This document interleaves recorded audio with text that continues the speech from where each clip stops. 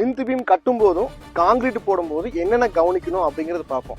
First வந்து நம்ம as per structural drawing படி ஸ்டீல் ப்ரொவைட் பண்ணியிருக்கோமா அப்படிங்கிறது ஃபர்ஸ்ட் பார்க்கணும்.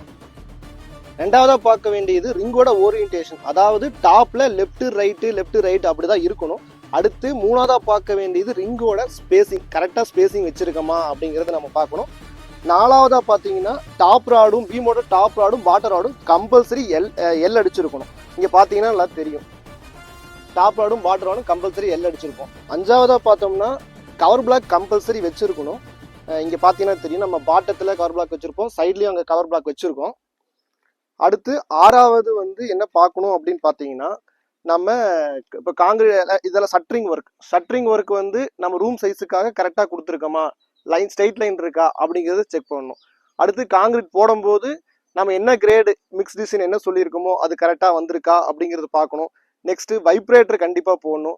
வைப்ரேட்டர் போடுறதுனால உங்களுக்கு ஏர் வாய்ட்ஸ் நல்லா ரிமூவ் ஆகும். ஹனிகோம் ஸ்ட்ரக்சர் இல்லாமல் ஏர் வாய்ட்ஸ் ஃபினிஷிங் நீட்டாக இருக்கும்.